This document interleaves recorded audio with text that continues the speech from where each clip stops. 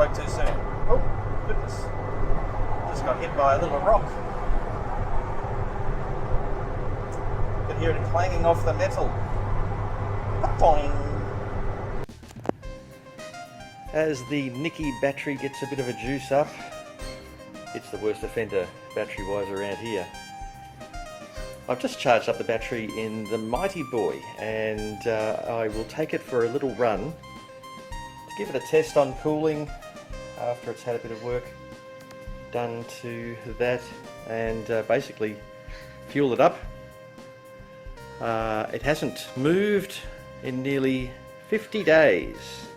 Hasn't been started in nearly 50 days either. I took it out to Cars and Coffee, but since then it has sat in its little hidey spot behind the Nicky. Now just have a look at this overflow bottle with the official jemmied up thing from a drink bottle. There is liquid in there, and it is green liquid, which is good. That's what we replaced the other month. Now this lid will not go back on. What is it with jammied up lids? They just don't make them like they used to. Hang on, I'll put the phone down and show this thing what I mean. Well, it's on tight. It's not on perfectly, but for something that's not supposed to be on there, it's doing fine. So in a moment, we'll take it for a run and give it a start for the first time in many, many weeks. And you get to hear the engine turning over, turning over, turning over, turning over, turning over, turning over, maybe turning over a bit more and then starting.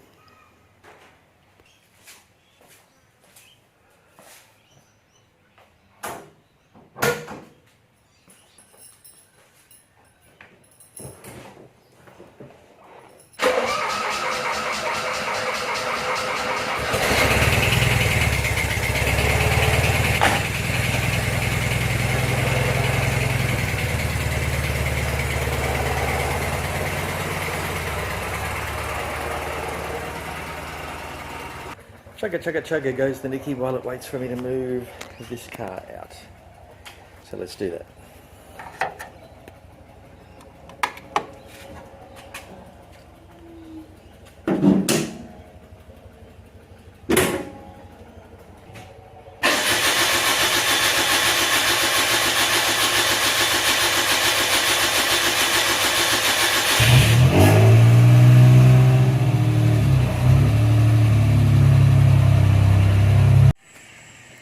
Just one thing to do before we go, and that is to remove the car covers that are stored in the back of my car. They're not even mine. I wonder whose they could be. Then we'll get going.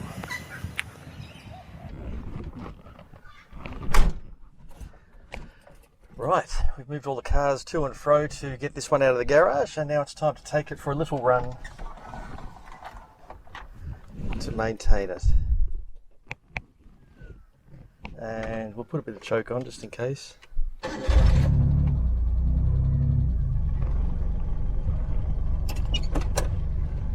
And off we go.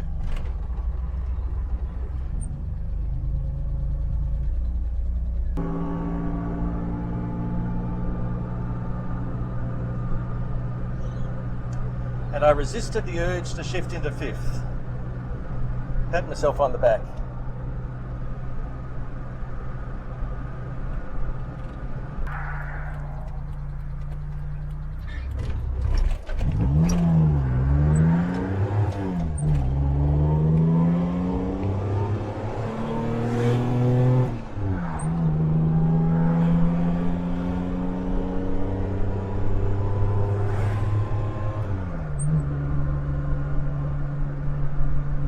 Just that bit of hesitation off the top there. I'll have to get that carb looked at again, I think. Only happens every now and then. Now tomorrow is All Japanese Classic Day at Earnshaw College in Brisbane, and I was thinking of maybe taking this one along, as it hasn't been there at all yet. Only had it for a bit over a year. But then a friend of mine who's got a Vortex says he'll be there in his Vortex. So I said, right, well, I'll be there in mine. So I'm just giving this one a run today to make sure it's all happy and doing it, just going within my radius, 15 kilometre radius from home. So that includes going to Beachmere, just to make sure its coolant is happy. It's got the new radiator caps, had the new coolant put in it. It's got a full tank of fuel, which I did after talking to Ashley, Mighty Boy owner, about rust in fuel tanks, and he suggested if you keep them filled up, there's less chance of rust occurring, which kind of makes sense. And besides that, I filled up a long time before petrol prices got so expensive. Last time this was out was in February, early February, for Cars and Coffee, Japanese Cars and Coffee, and it handled that trip easily. On the highways, a bit of wobble. I might have to get wheel balance checked, or maybe there was just a bit of wheel flat spots from sitting still for so long. I don't know. I'm certainly not noticing it now, but then I'm not doing 100.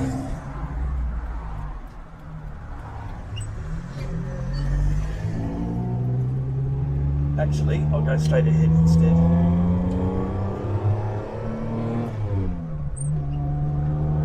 $196,352. At 200, I'd better get the timing belt done. I don't know when it was last done. Probably needs more frequent changing than 100,000 on the F8B. I'm not sure, but when you don't know the history of something, better to be safe than sorry. I think I have confirmed this is a non-interference engine, so it won't clash together if the belt does give up. But I'd rather not take the risk. Just under half, or maybe half actually, the temperature gauge is a little bit tilted. I'd still call it half. So if it stays there, I'm happy, everyone's happy. 3-cylinder 800cc versus a V8 Land Cruiser. Now that is a stark difference.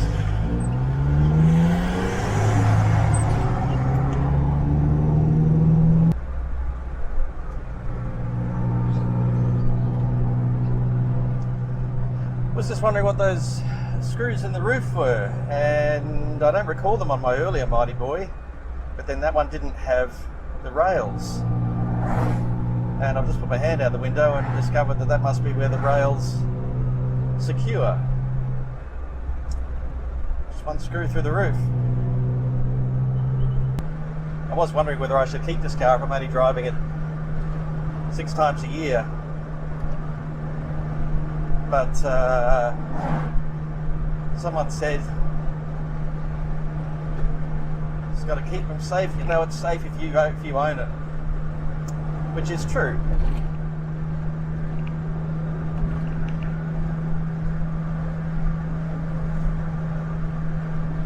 Goodness me, a whole heap of fencing's fallen over there, I presume in the recent wild weather. Messy.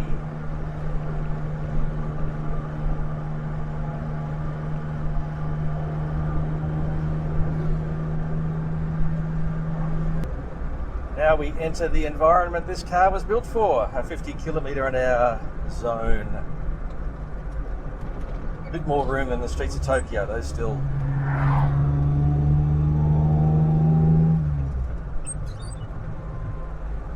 But it does handle 100 k's reasonably well down the highway, except for that aforementioned wobble.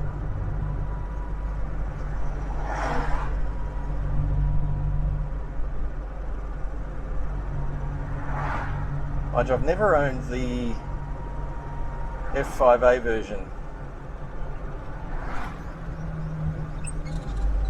I think that would have a totally different feel to it and totally different capability.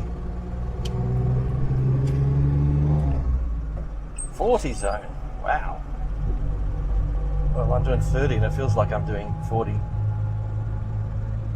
Now, as we say goodbye to any sign of suburbia and just lots and lots of trees, we're nearly at the boat ramp.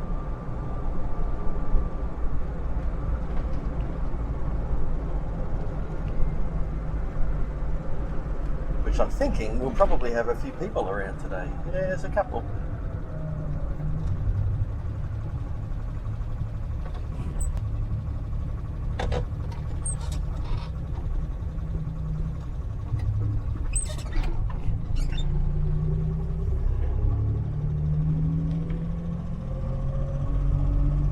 Right, let's head for home and let's do the last bit on the highway.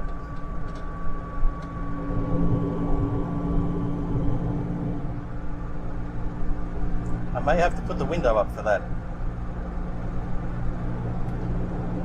I may not. Now, once we get to a deserted part of this run, and frankly the whole lot is pretty deserted, have to do a horn test. Has to be done. Alright, no one's around. Here we go. Yep. Works fine. One thing for small cars is you do feel a free bump. Like that little bit there.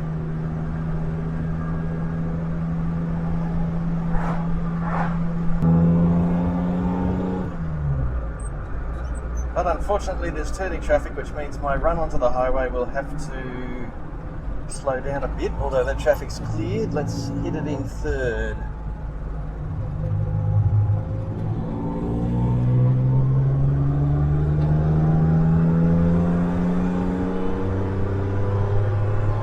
Third gear 70. I wasn't really pushing it. Fourth gear. Just waiting for this Mazda to build up the courage to do 100.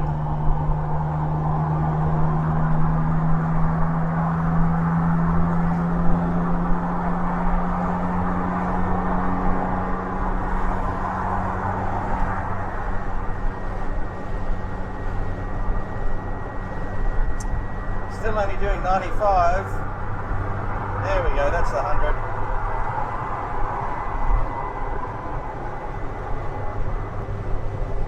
And there endeth the 100 kilometre an hour fun for today.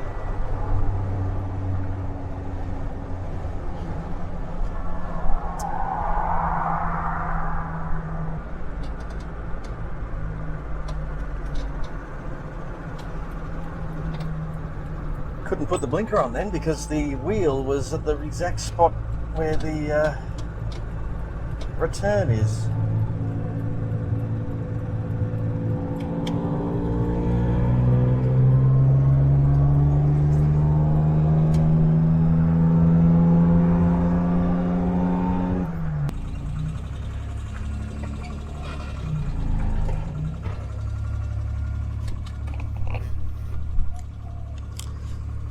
Noticed something on the road that I saw on the way out. Thought it was a twig, but it's actually a bit of rubber hose. So I'll grab that in case it's off somebody's car.